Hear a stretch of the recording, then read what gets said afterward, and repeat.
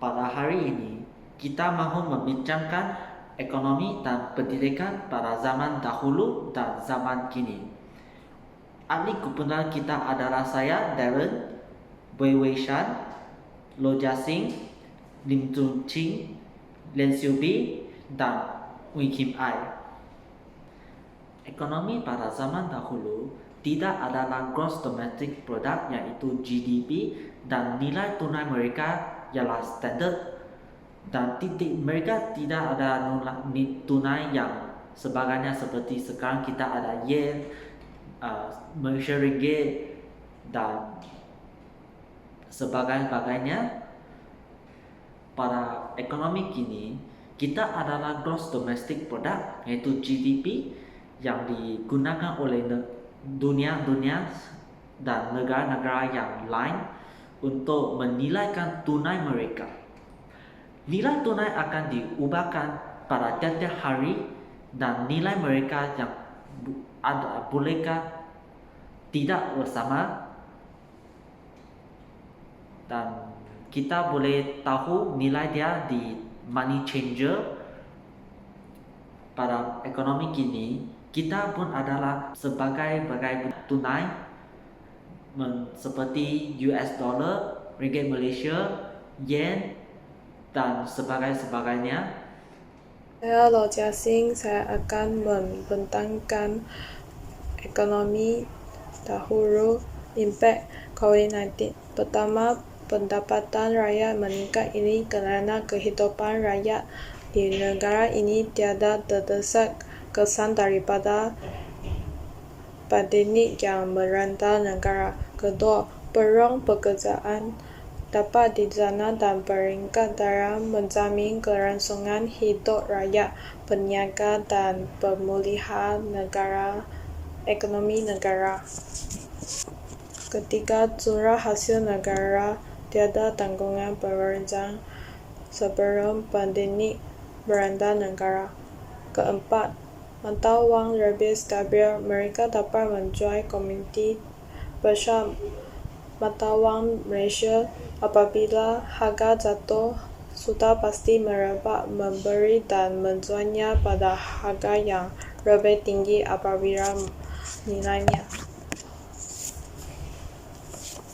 Seterusnya, saya akan membentangkan ekonomi kini impact COVID-19.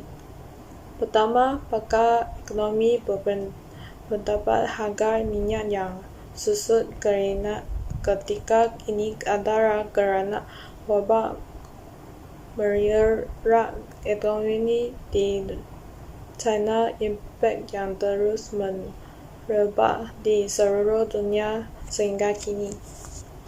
Kedua, sektor perancangan dan pengangkutan yang terjejas dengan pembatasan tambahan menyumbang kepada merencanakan ekonomi dalam sektor perkhidmatan. Ketiga, sektor pekerja dan pengguna yang diarahkan bercuti atau berdepan dengan sekatan pergerakan. Keempat, sektor komoditi yang berdepan dengan kejatuhan harga akibat permintaan di peringkat dunia, khususnya minyak mentah, sawit dan getah. Salam sejahtera kepada Puan. Nama saya Wei Wei Shan dan saya akan present tentang ekonomi pada zaman dahulu, zaman kini dan impak COVID-19 kepada ekonomi. Jadi, ekonomi pada zaman dahulu adalah perniagaan dijalankan menggunakan sistem barter. Sistem barter ialah amalan pertukaran barang tanpa melibatkan mata wang. Melalui sistem ini, mereka terpaksa membuat pilihan sesama mereka untuk mendapatkan barang perantaran yang dapat membawa manfaat bersama antara mereka. Oleh sebab itu, barang-barang yang digunakan sebagai alat perantara itu berbeza mengikut suasana dan zaman. Selain itu, mereka menjalankan kegiatan pertanian, perdagangan, pertukaran dan pembuatan untuk menghasil barang supaya dapat menjalankan kegiatan perdagangan dengan sistem pertukaran barter. Ekonomi pada zaman kini pula berniaga, menamakan pemasaran berorientasikan negara dan terbuka.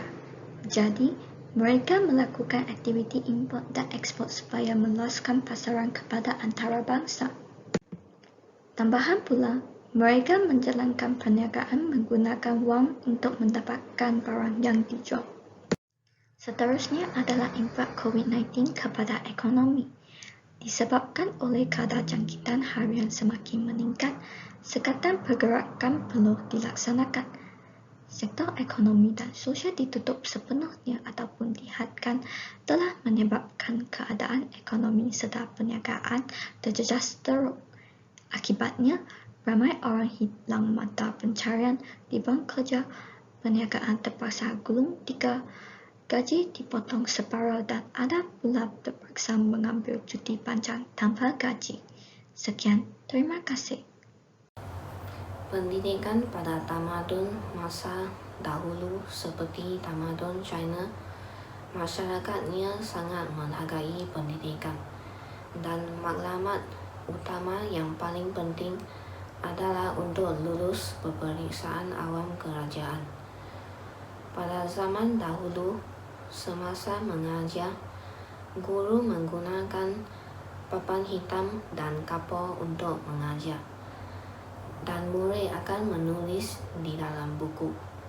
Pada tamadun masa kini pula, pembelajaran juga boleh diadakan secara dalam talian, dan semua nota boleh ditunjukkan melalui slideshow. Murid tidak lagi perlu menyalin nota, boleh merujuk nota yang telah dikongsikan oleh guru melalui komputer atau laptop. Selamat petang, Miss. Saya Lian Xiubi. Saya akan membentangkan tentang pendidikan tamadun dahulu. Pendidikan dahulu mengambil berat aspek menganggungkan negara sendiri. Tamsilnya, pendidikan Cina yang mengarah tanah air usul mereka iaitu China. Manakala pembelajaran India berteraskan tanah air India. Pendidikan awal mementingkan aspek kecondongan tentang agama.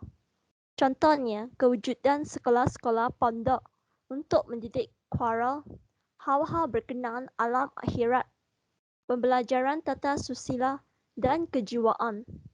Setelah kedatangan kurikulum berteraskan British, maka terjadi rombakan tentang sistem pembelajaran unsur yang diwujudkan sebelum ini.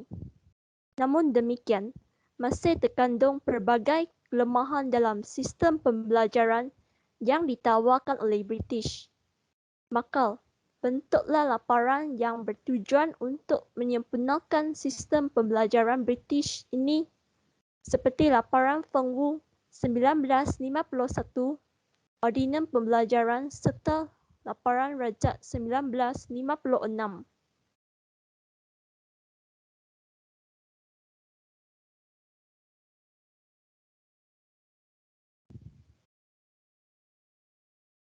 Untuk pendidikan tamadun kini, setelah timbulnya COVID-19, penutupan institusi pendidikan tinggi mengakibatkan penerapan pengajaran dan pembelajaran masa kini dengan mengaplikasikan cara pembelajaran dalam talian untuk mencegah pandemik ini dari tetap tersebar. Seluruh murid diarahkan untuk tidak datang ke kampus dan asrama. Berbagai platform yang bertetapan diaplikasikan untuk meneruskan aktiviti pembelajaran, tamsilnya WhatsApp, Microsoft Teams, Zoom, Google Meet serta YouTube. Platform ini dapat membantu murid menjejaki e-pembelajaran dengan lebih tersusun. Hal ini dapat menumbuhkan kemahiran murid menguasai teknologi pembelajaran dalam mengaplikasikan pelbagai platform. Murid akan memastikan apa yang patut dipelajari, menelusuri bahan yang telah diberikan oleh pengajar di platform Google Classroom dan e-pembelajaran universiti. Mengatur masa sendiri untuk mempelajari bahan dan kemudian menghabiskannya. Pelbagai platform sembang membolehkan pelajar dan pengajar mengamalkan interaksi dan berbincang mengenai pembelajaran pada bila-bila waktu. Ini sahaja pembentangan saya. Terima kasih.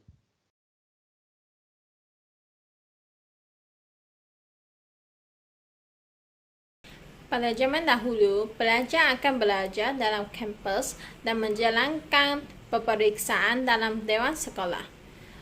Oleh itu, pelajar juga akan menyertai kurikulum yang mereka berminat.